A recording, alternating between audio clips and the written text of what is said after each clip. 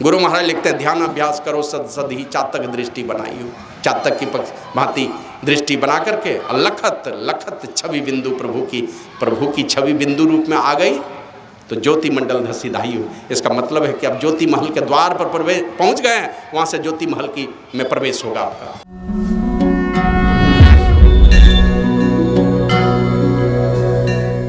गुरु महाराज कहते हैं, आओ वीरो मर्द बनो, अब जेल तुम्हें तजना होगा, मन निग्रह के समर क्षेत्र में सन्मुख फिर डटना होगा। इसके लिए गुरु पद धर कर ध्यान से शुरू। पहले गुरु पद का ध्यान कीजिए, मानो गुरु मूर्त का ध्यान कीजिए और दृष्टि अड़ा दो सुषुम्ना में। इसकी युक्ति है संतों के पास, हमारी दृष्टि सुषुम्ना में स्थिर होवे, नासिका के अग्रभाग में दोनों दृष्टि धारे गुरु की युक्ति से माने द्वादशांगुल पर स्थिर हो जावे, अंधकार मंडल के ठीक सामने के केंद्र में स्थिर हो जावे। तो गुरु महाराज लिखते हैं, आषाढ़ तम अति गाढ़ में नीचो पड़ीरी सूरती, उद्धार कर निज गुरु दयाले, हेर प्रभु के बिंदु मूर्ति, प्रभु के बिंदु मूर्ति को हेरो और दो नयन बीचों बीच सन्मुख एक टक देखत रहो। दृष्टि स्थिर है और ठीक सामने के अंधकार मंडल के केंद्र में उसकी युक्ति है संतों के पास देखने की, और उस युक्ति से दो नयन बीचों बीच सन्मुख एक टक देखत रहो। आप ही वह बिंदु झलके, बनाना नहीं पड़ेगा, वो बिंदु अपने आप प्रकट होगा, बिंदु बनाना नहीं पड़ेगा। अगर बिंदु बनाने की कोशिश कर रहे हैं दोनों दृष्टिधारों के माध्यम से, इसका मतलब आप बिंदु का मानस ध्यान कर रहे हैं, अब बिंदु बाहर में बनना नहीं है। सूक्ष्म से सूक्ष्म चिन्ह भी कहीं पर आप अंकित करते तो वो बिंदु नहीं है। इसलिए हम लोग जब पढ़ते थे एक बिंदु लिख करके बगल में ए लिखते थे और लिखते थे माना ये एक बिंदु है, माना ये एक बिंदु है, इसलिए कि बाहर में बिंदु का निर्माण हो नहीं सकता। ये दोनों दृष्टि धारें गुरु की युक्ति से जब भी स्थिर होगी तो आज्ञा चक्र में ही जाकर के स्थिर होगी, अपने बनेगा। दोनों दृष्टि धारें मिल जानी चाहिए। दो आप ही वह बिंदु झल गए, पट गिरा निरखतरो, पट को गिरे रहने दीजिए और निरखते रहिए एकदम टकटकी लगा करके। गुरु महाराज लिखते हैं, ध्यान अभ्यास करो सद सद ही चातक दृष्टि बनाई हो। चातक की भांति दृष्टि बना करके लखत लखत छवि बिंदु प्रभु की छवि बिंदु रूप में आ गई तो ज्योति मंडल धसी धाई हो। इसका मतलब है कि अब ज्योति महल के द्वार पर पहुंच गए हैं, वहां से ज्योति महल की में प्रवेश होगा आपका।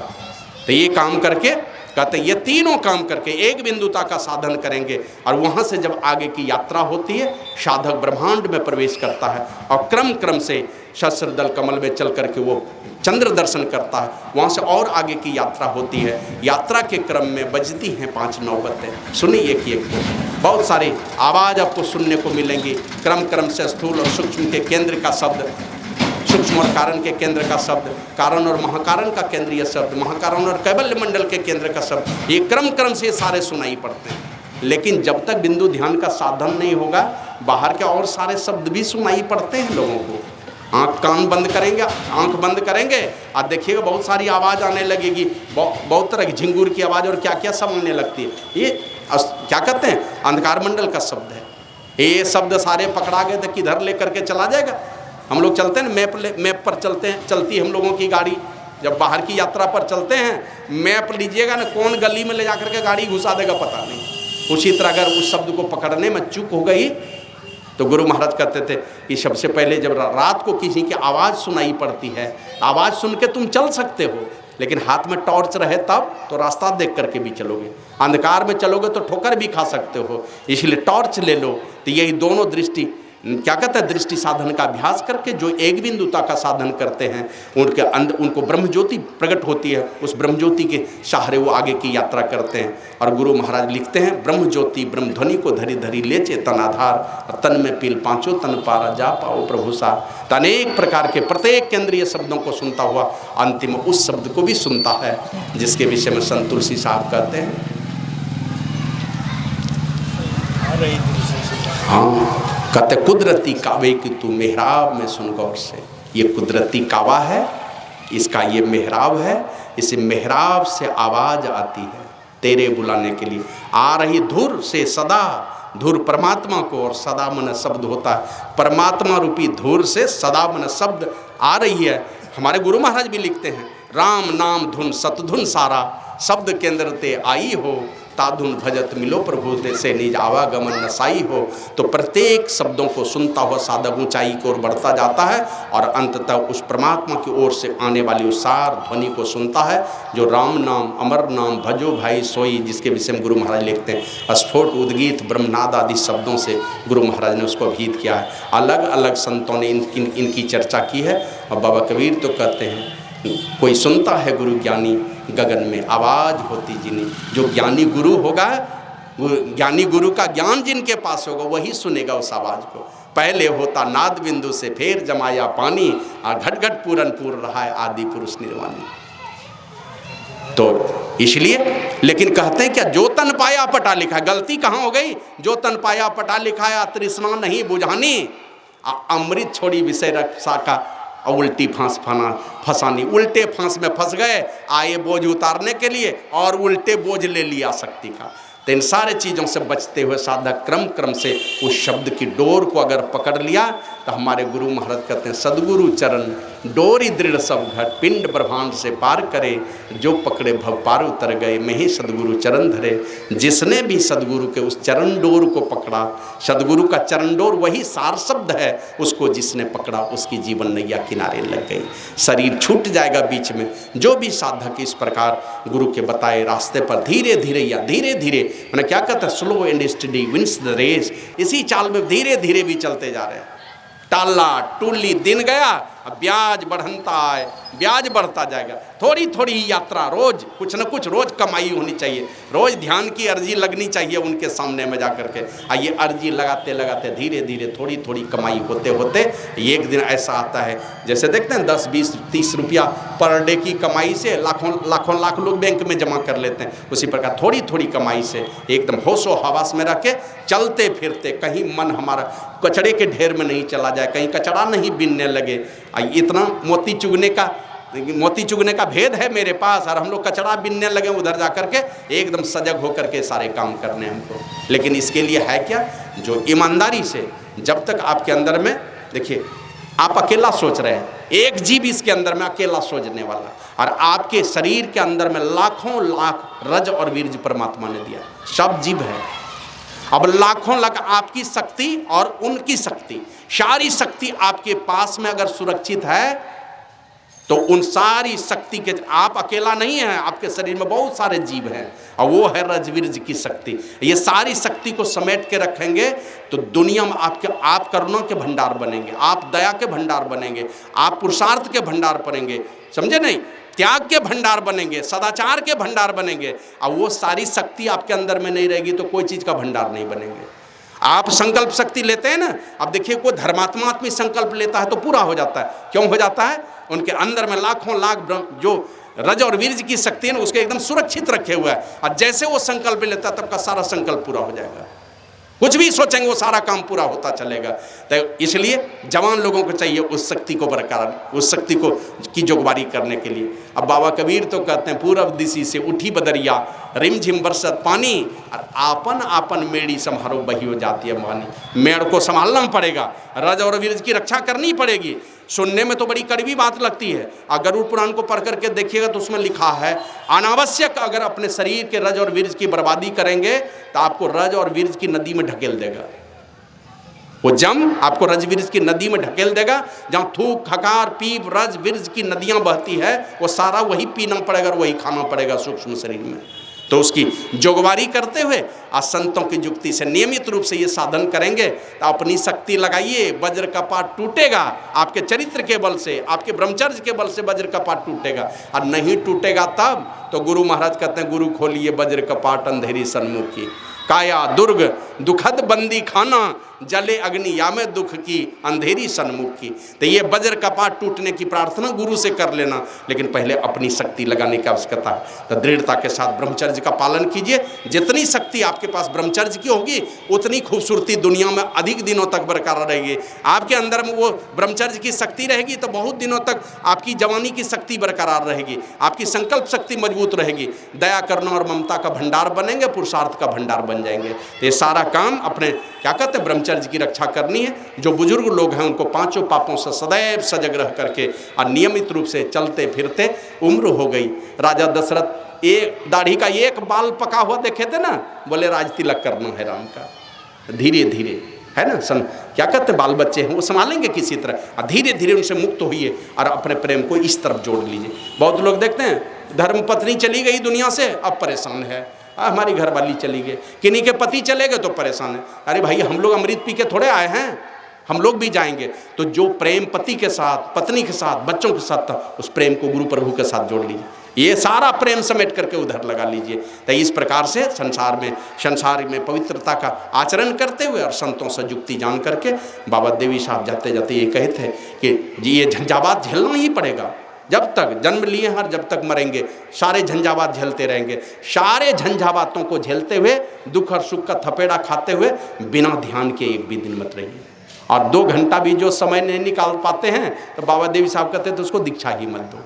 माने 24 घंटे में 2 घंटे अपने आत्मकल्याण के लिए, परमात्मा के लिए जोड़ दीजिए उधर, इसी से खुश हो जाएंगे।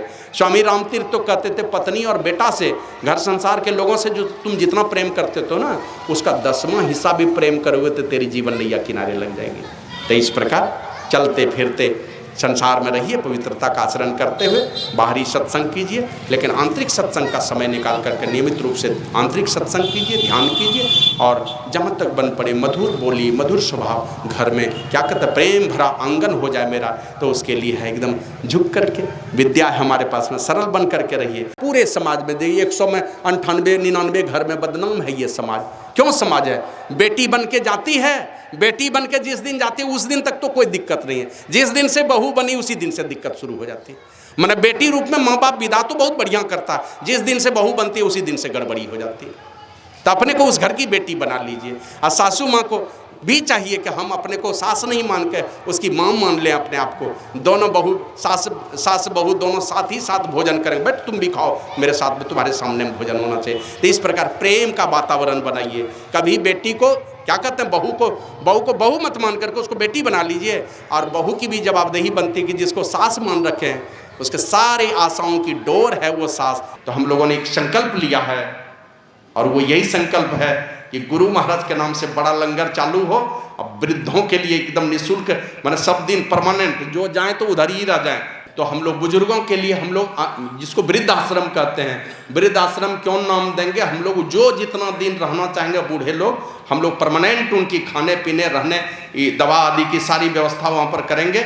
और उसके बाद जो हम लोग जो महात्मा देखते हैं ना, अभी निकल करके जाते हैं संत मत में, महात्मा बहुत बनते हैं, नए नए लड़के जाते हैं और संस्था में जाइए तो बचपन से उसको उसके लिए पढ़ाई की व्यवस्था है। हमारे यहाँ कोई पढ़ाई की व्यवस्था नहीं, MA PhD करके जाएगा, वही चलो कुदाली लो, वहाँ सब्जी उपजाओ, यही धंधा, पत्थर उठाओ, बोल्डर उठाओ, यही सारा काम है। पढ़े लिखे के लिए हमारे यहाँ संत मत में कोई काम नहीं है।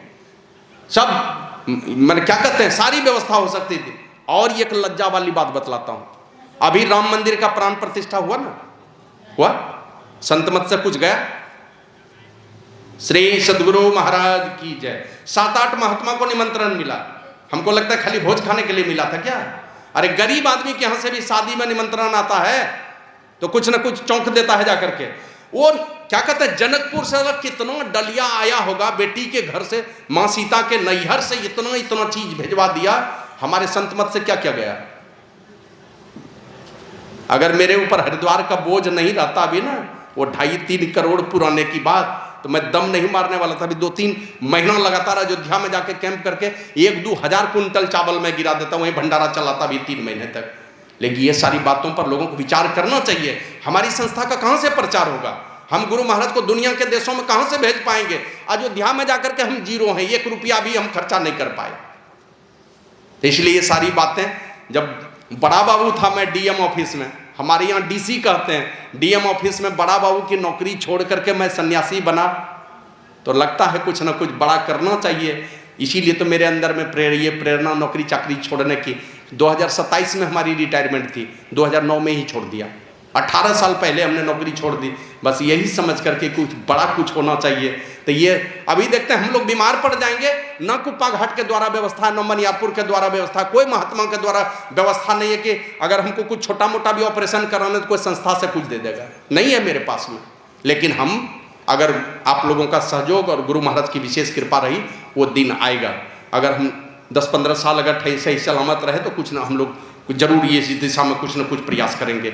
ये सारा सोच है हमारे पास में कि बच्चे आगे बढ़े। कोई साधु ही बनना चाहता है, बढ़िया साधु बने, सारे शास्त्र की जानकारी होनी चाहिए। ये इधर उधर बाएं दाएं बोल करके किस्सा कहानी सुना के प्रवचन करने वाला नहीं, शास्त्र सम्मत बात बोलने वाले महात्मा हमारे यहाँ हों, इस तरह की बातें हों। तो ये सारे सोच है हमारे अंदर पर, ये बढ़िया स्कूल चले, कॉलेज चले, कुछ न कुछ चलना चाहिए। ये सारी व्यवस्था हो हमारे संत मत में। देश काल परिस्थिति के मुताबिक हमें इन बातों पर निश्चित रूप से विचार करना पड़ेगा, और नहीं तो हमारे बच्चे जाएंगे कॉन्वेंट में पढ़ने, जाएंगे मिशन में पढ़ने के लिए, और वहाँ पढ़ करके हे पिता हमारे जो स्वर्ग में है तेरा राज आवे, मिशन में जाके यही तो पढ़ने वाला है। तो इसलिए इन चीज़ों से अगर अपने बच्चों को बचाना है, अच्छे संस्कार डालने हैं, ऐसे संत सद्गुरु के चरणों में चलें और ऐसे संत सद्गुरु के का विशेष प्रचार प्रसार हो। हमारे इतने बड़े प्रसिद्ध महापुरुष जो जीते जी मुक्ति प्राप्त किए महापुरुष हैं, इनकी कृपा को खास करके आप लोगों ने तो बहुत निकट से देखा है, हमने भी देखा, बाद में जाना। आदरणीय रामकुंड बाबू को देखा तो बाद में पता चला ये गुरु महाराज के विशेष कृपा वाले लोग हैं। और लोगों पर भी कृपा है, लेकिन इस कृपा को तो बहुत सत्संगी ने अपने आंखों से देखा है। तो इतने बड़े महापुरुष हमारे हुए, असली प्राण देने वाले तो हमारे गुरु महाराज थे, ये सामर्थ्य उनके अंदर में थी। और ऐसे गुरु महाराज की अभी नवादा में अखिल भारतीय सत्संग हुआ, कितने लोग गए थे, जाके देख लीजिए। नवादा में प्रचार नहीं, झारखंड के किस किस जिले में प्रचार है? हमारे अकेले गोड्डा जिले में 140 सत्संग मंदिर है, 140 एक जिले में। अब पूरे झारखंड मिला करके देखिएगा तो 50 आश्रम नहीं हुआ पूरे झारखंड मिला करके। तो इसलिए ये सारी बातें निश्चित रूप से ये इस पर विचार कुछ न कुछ होना चाहिए। तो एक बड़ा संकल्प भी है हम लोगों के पास कि अंतर्राष्ट्रीय केंद्र है हरिद्वार, वहाँ पर बड़ा लंगर का व्यवस्था हो, वृद्धाश्रम का व्यवस्था हो। बाद में आने वाले समय में और सारी चीज़ों पर हम लोग भी विचार करेंगे। इसलिए आप लोगों से मैं निवेदन करता हूँ, इसमें आप लोग बढ़ चढ़ करके, ट्रस्ट का अकाउंट है सदगुरु महर्षि में ही श्रद्धा सेवा ट्रस्ट, रजिस्टर्ड ट्रस्ट है। इस ट्रस्ट में आप लोग बढ़ चढ़ करके सहयोग करें। अब तक सबको लगता है 70 लाख का वचन दान अब तक में आया है। लोग डाल भी रहे हैं अकाउंट में पैसा, लोगों से मिल करके कुछ न कुछ वचन दान होते चला जा रहा है। और हमने निवेदन किया कि 1-2-3 महीने के अंदर में आप पैसा वगैरह दे दें। तो आप लोगों से भी निवेदन है 100, 200, 500 जो कुछ भी देने की इच्छा हो, लेकिन कम से कम जो 5000 देंगे तो हम लोग दोनों पति पत्नी का नाम संगमरमर के पत्थर में अंकित करेंगे दीवार में। बड़े जो लोग हैं वो 5000 पर आके नहीं अटक जाए। बड़े लोग बड़े सामर्थ्य के मुताबिक आप लोग बढ़ चढ़ करके दें, क्योंकि बड़े लोगों से बड़ा काम होगा, छोटे लोग तो छोटा ही कर पाएंगे। इन सारी चीज़ों पर आप लोगों से निवेदन होगा, मेरी करवद प्रार्थना होगी कि आप लोग बढ़ चढ़ करके, ये गुरु महाराज के बड़ी कीर्ति का काम है। आप लोग इस सोच में आप लोग भी अपनी सोच को जोड़ें तो निश्चित रूप से गुरु महाराज की कीर्ति के साथ हम लोगों की कीर्ति, आपकी भी कीर्ति 10, 20, 25 साल में हम लोग नहीं रहेंगे, चले जाएंगे इस दुनिया से, लेकिन ये कीर्ति जब शुरू हो जाएगी तो फिर रुकने वाली गाड़ी नहीं है, कोई न कोई आकर के संभाल लेगा। तो ये सोच लेकर के हमने ये बीड़ा उठाए, ये संकल्प लिया है। आप लोग उसमें बढ़ चढ़ करके सहयोग करें। श्री सद्गुरु महाराज की जय।